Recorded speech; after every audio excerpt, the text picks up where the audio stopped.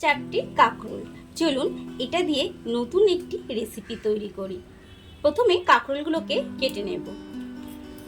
কাঁকরোলগুলো যত তাজা হবে খেতে কিন্তু ভালো লাগবে, এই জন্য একটু কচি দেখে কিনতে হবে। কাঁকরোলগুলোর খোসাটা ছাড়িয়ে নেব। এই যে কাটা কাটা মতো আছে, এগুলোকে ছাড়িয়ে নেব।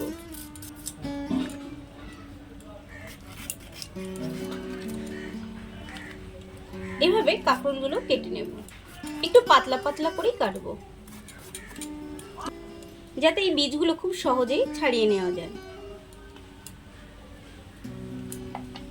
বীজগুলো থাকলে খেতে কিন্তু ভালো লাগবে না।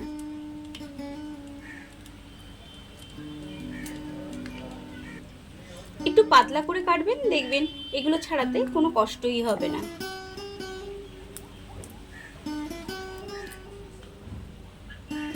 সব কাঁকরোলগুলোকে কেটে বীজগুলো ছাড়িয়ে নিয়েছি। এগুলোকে এখন খুব ভালোভাবে ধুয়ে নেব। ওভেনে একটি কড়াই বসিয়ে দিয়েছি, কড়াই গরম হয়ে গেছে। দিয়ে দেব সরষের তেল।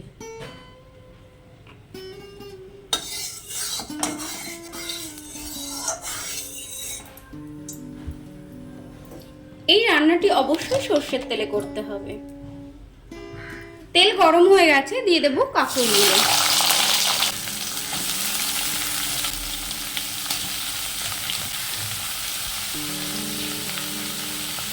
দেব হলুদ গুঁড়ো, নুন, স্বাদ মতো নুন।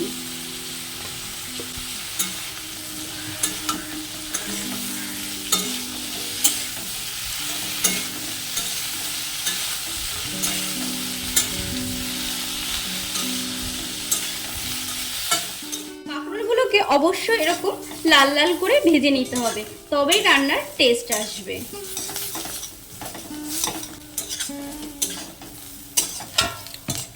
কাঁকরোলগুলো ভাজা হয়ে গেছে, এবার একটি পাত্রে এগুলোকে তুলে নেব।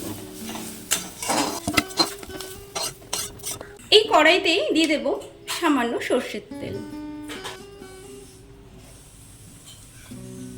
দেব খুবই সামান্য কালো জিরে। দেব একটি মিডিয়াম সাইজের রসুন।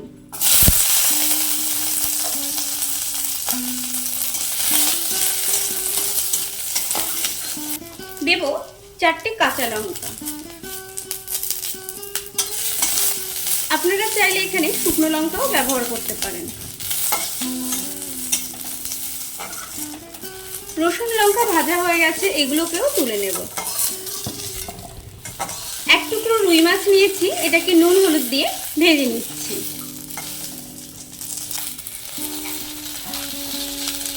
মাছটি ভাজা হয়ে গেছে, এটিকে নামিয়ে নেব।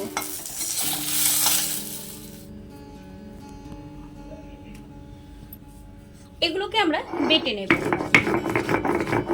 আপনারা চাইলে মিক্সার গ্রাইন্ডারেও বাটতে পারেন, কিন্তু শিলনোড়াতে বাটলে টেস্টটা একটু বেশিই হয়।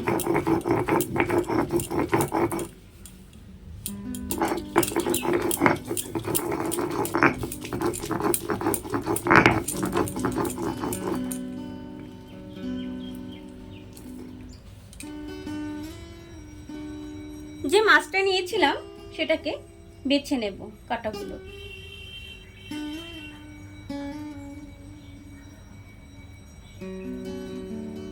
আপনারা এখানে রুই মাছের বদলে চিংড়ি মাছও দিতে পারেন, সেটাও কিন্তু খুব ভালো খেতে হয়।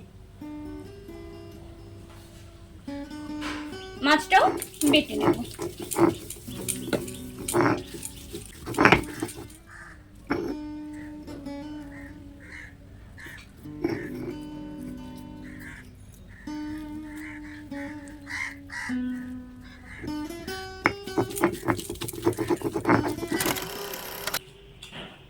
আমাদের রুই কাঁকরোল ভর্তা একদম রেডি।